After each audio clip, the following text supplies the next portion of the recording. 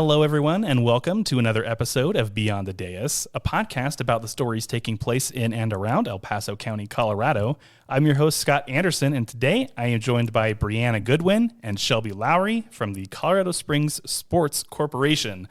That is a tongue twister that I got right on the first try. How are you guys doing today? Wonderful. Thank you for having us. Yes, doing well. Thank you. Awesome. Well, before we get started, I want to quickly add that if listeners are interested in more stories about people doing good in and around El Paso County, or hearing from county leadership about local government priorities and how they operate, you can find additional episodes of this podcast on your podcast platform of choice. But to get started today, I was wondering if each of you could give a bit of background about yourselves and how you came to be associated with the Sports Corp. Brianna, let's start with you.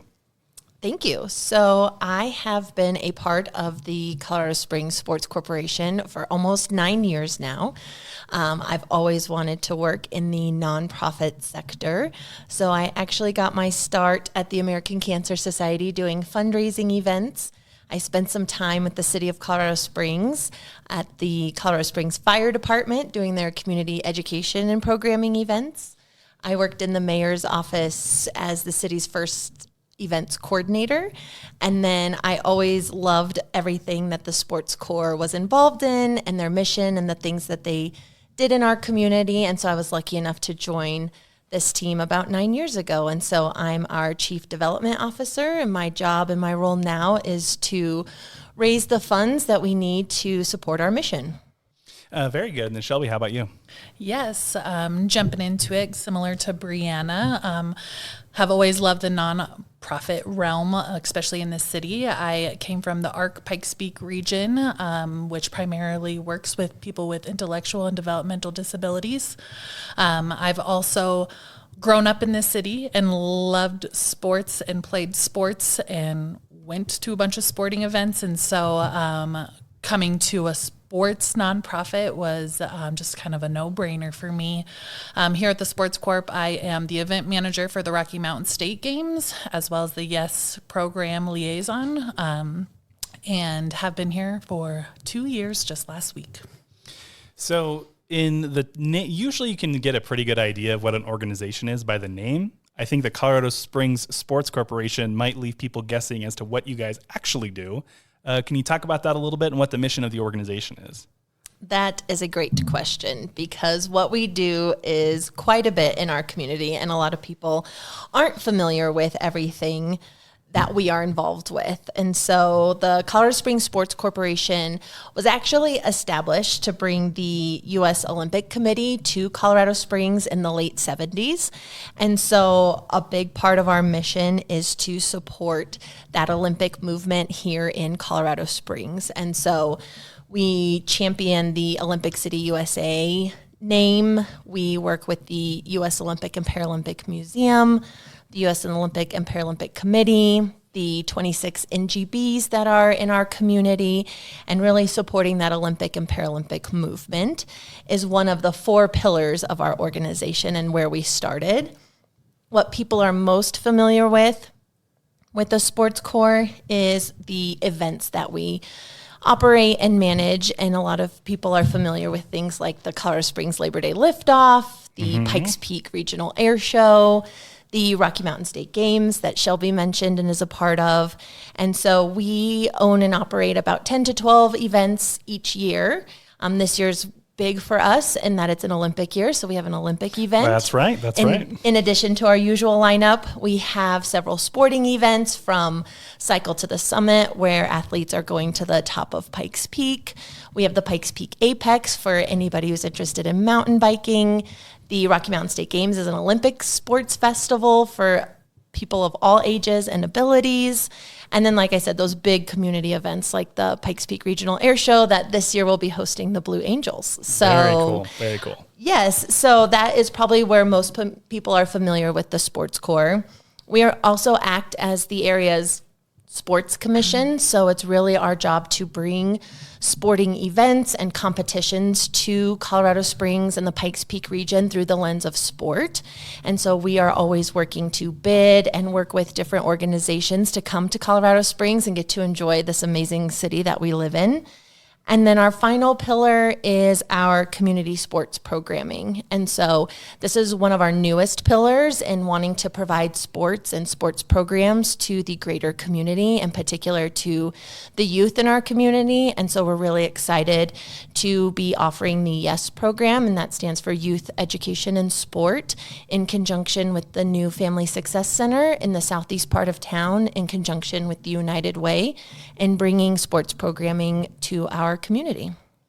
Very good. So there are a couple of things in that I want to kind of follow up on. You mentioned there are 26 NGBs.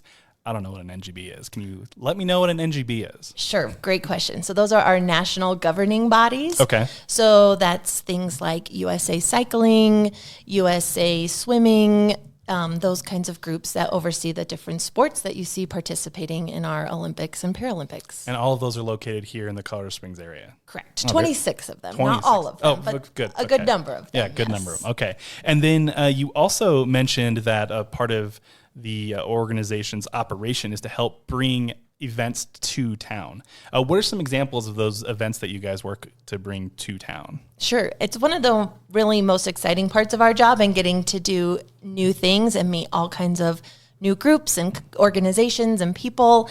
So one that is really big that we are really proud of last summer was the International World Jump Rope Championships that came Nice. to Colorado Springs. Awesome. Yes, so an international event, a sport event through jump rope that brought athletes from around the world to Colorado Springs to compete. They competed at Robeson Arena.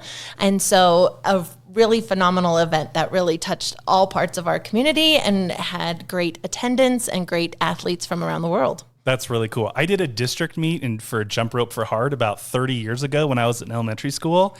I'm not on the same level as this, but I can appreciate a good jump rope competition. So that's really cool. It was amazing. It was quite amazing. That's awesome. So approximately how many people do you serve? I mean, you mentioned being able to serve essentially all of Colorado Springs with the events that you bring and some of the programs that exist. Do you go outside of Colorado Springs ever, or outside of El Paso County? Do you do outreach out of town, or does it stick strictly to this area? I would say it's primarily this area, and we're serving in the Pikes Peak region. So Colorado Springs and the Pikes Peak region here in El Paso County.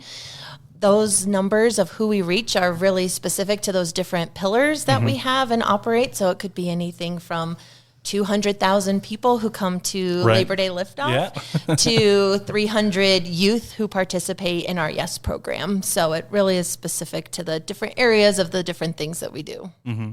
So speaking more about that YES program and those programs directed at youth, can you talk about how important it is for the organization to be viewed by the community as a place that they can depend on and go to for those types of programs? I can touch base on this one, and I think it really comes down to United Way, the Family Success Center. That's where this YES program idea evolved from. This is, I think it was Pikes Peak Elementary School, revamped their old school into this Family Success Center, where there was a gym that needed some programming in it, and so that's where the thought came from. It's for the community in that southeast section of our city where there are underserved kids that could benefit from an after-school program that is free. Biggest point there, it is free to come. And I think, that's the biggest community aspect. And in your estimation, why is it important for those people who go to the Family Success Center? I know there are a lot of different services that they can receive there. Why is it important for when they go there to identify you guys and see that this is a worthwhile program to make my kids become a part of?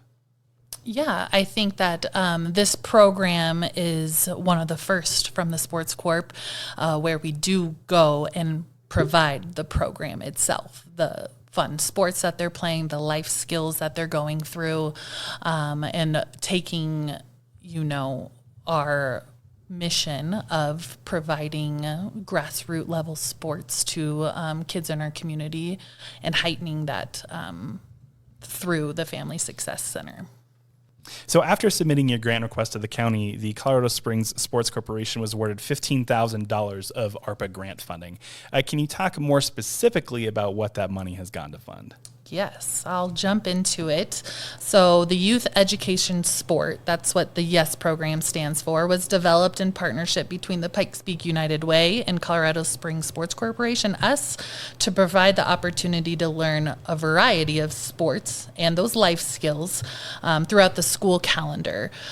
So sports are offered in 3-week sessions.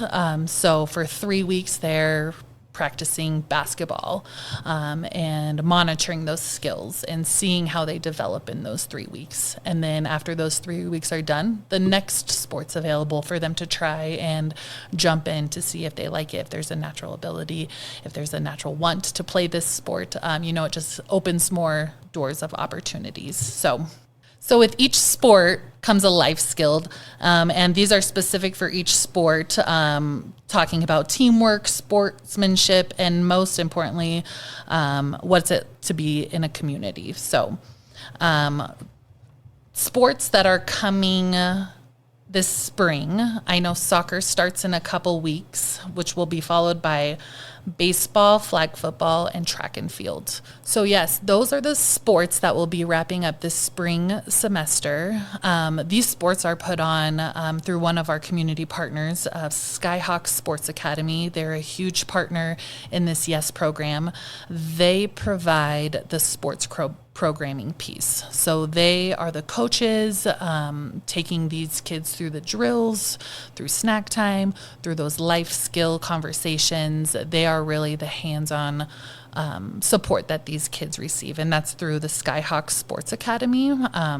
This YES program really is a community collaboration between the United Way Family Success Center, the United Way, Pikes Peak United Way.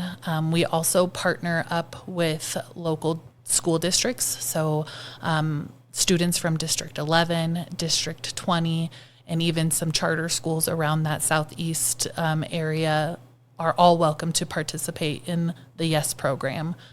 And really, with everyone's effort, we create this YES program for these kids to experience sport. So you mentioned some of the collaboration that you guys do with Skyhawk Sports Academy. Of course, you mentioned Pikes Peak United Way. You also mentioned some of the school districts and how you're involved with them. Can you talk about that relationship specifically with the school districts and how it benefits this YES program that you've been talking about? Yes, we rely heavily on those school districts and specifically the principal in each of those schools that we invite to the YES program. They have the relationship with the kids and they have the relationship with the parents and can advocate. This is a great program for your student to go to. They have that knowledge of just being that person for those students. And so really taking their lead on getting the right kids to this program. So they are absolutely a part of our outreach process and extremely helpful in making sure we have the right people in this program. Nice. And then that being said, I was wondering if there was a personal story that you can share to kind of help demonstrate the work that the organization does, and maybe specifically with that YES program. Yes. I just happened to be there last night. It was my turn to go and support. And first off, all of these kids' faces smiling, bouncing the basketball, just really enjoying being a kid is just a refresher for me to see like, oh, this is a beautiful thing happening. And it's right here in our back pocket. But I was talking to a mom who had dropped off her kiddo and was explaining, he threw off his jacket and ran right into snack time already and just had the biggest smile. And I was like, oh, he's ready. And, she went into great detail of like how much he loves this program. He looks forward to it each day. I know that he is the younger child of older siblings, and I think his older brother is actually currently playing basketball. So to be able to have his own basketball program to attend and have his own friends in that was just wonderful to see the happiness that came from that. Yeah. Oh, that's really great. And to piggyback on that a bit, it's so nice to see these kids. A lot of them haven't had the opportunity to participate in sport, especially team sports. So we do see kids who it is their very first experience in playing a team sport, and that excitement and kind of learning all the things that go into those type of skills. A lot of these kids haven't had the opportunity because of COVID, so they were lacking that experience, and they're even lacking some of the actual skills to play those sports. And so it's not so easy for them to go join another team or a league or participate because they don't have the skills yet themselves. And so this is giving them the opportunity to learn the sports, learn them in a setting that's much smaller. Our coach to student ratio is really low, and that's on purpose. So these kids can have that one-on-one interaction. They can ask questions. They can hone in and practice those skills. And then toward the end of the program, they're getting to practice the actual team component and those team skills together in an opportunity that they might not have had otherwise. Yeah, that's very nice. And as a parent of 4 kids who lived through the pandemic and, understanding First, I like how you phrased it, kind of that lack of skill from not being able to experience it, right? Like, most kids don't just get in there and can dribble a ball between their legs and shoot layups and stuff like that, right? So it was kind of refreshing for me coming out of the pandemic to get my kids back into sports because they love the interaction with the other kids more so than the sport sometimes. But hey, yes. I'll take whatever I can get. But it's just seeing, and Shelbi, you had mentioned this about just how excited that kid was to just throw down his bag and go do his thing with friends they made, right? And being able to provide that type of environment for them where they were deprived of it during the pandemic, right, is just extremely valuable and something that I have really appreciated in the programs that I've been able to get my kids involved in. So that's always great to see. We've talked a lot about the YES program so far specifically, but I know you guys are a lot more than just that. Can you talk about some of the other programs that the organization offers that you think would be important for listeners to know about? So I think in addition to our YES program, we have several youth scholarships that are available too. So people interested in participating in sports beyond our YES program should look at our website and find out more information about those. That would provide the opportunity to participate in some more competition style of sports. So for example, we had mentioned the Cycle to the Summit, riding your bike to the top of Pikes Peak. That scholarship opportunity is available for that event. I'll leave that scholarship opportunity to somebody else. It's not for me. That is a skill to be able to ride your bike to the top of Pikes Peak. Yeah, no kidding. Those scholarships are available for our Rocky Mountain State Games, that Olympic-style sports festival. So over 30 different sports being offered. Primarily in July, there are sports for all skills, all ages, and all abilities. Unique sports, more traditional sports, but again, that scholarship opportunity available for people who might not otherwise be able to participate. So I think it's really important to highlight those youth scholarships. As we mentioned before, our events are primarily really well known in the community, so we always encourage people to come out and attend. A lot of them are free to the community, like Labor Day Liftoff. We mentioned that it's an Olympic year, so the Downtown Summerfest will be toward the end of July. Again, another free, family-friendly community event that we really encourage and want people to come out and be a part of. And we really encourage people to check out our website, and that's coloradospringssports.org. There's information about our events, about our YES program, about our youth and other scholarships that are available. And so those would be different ways to get involved. We're always looking for volunteers as well. So it takes so many people behind the scenes to put on the events that we do. Mm-hmm. And so we couldn't do it without amazing volunteers. So there's volunteer opportunities. We need vendors at our events. There's vendor opportunities. Really, there are so many unique and different ways to become involved with the sports corps. Yeah, that's awesome. And so you mentioned that website was coloradospringssports.org. Correct. Did I get that right? Okay, awesome. So you mentioned these scholarship opportunities for people who wanted to get involved in some of these events. what are some of the things you're looking for in those scholarship applications that people can be thinking about, when they think, oh, this might be an opportunity for me. I want to go to the website that we just shared to get some more information. Yes, there's a whole application process on our website that will take you through the questions that we ask, and the process is laid out, as well as a staff member will reach out whenever you complete it. It is on the Rocky Mountain State Games, under the Rocky Mountain State Games event on the website. And just to clarify, these scholarship opportunities are for youth participants, so up to 18 years old. Oh, very, very good. Okay. So you mentioned a number of opportunities where people could volunteer for all these events that you guys do. Are there any specific qualifications people need to be volunteers? I know with some of these events, there might be, like referee opportunities or, things like that, right? So what kind of opportunities are available for volunteers specifically, and should they be expected to have any kind of skill sets coming into those? Sure. So our volunteer opportunities range in a variety of things. So it could be anything from being a part of a balloon crew at the Labor Day liftoff, or it could be helping us to pick up firework debris after the 4th of July. Any of those things, a wide range of opportunities with a wide range of skills needed. So when looking at our website and clicking on our volunteer link, there is a volunteer application form that will ask some questions and evaluate what events are important to you or preferences, what skills that you might have, how long you might be willing to participate. We have events primarily on the weekend. Some of them happen on holidays and things like that. So vetting all of those different circumstances and trying to find the best fit for people who are interested in participating.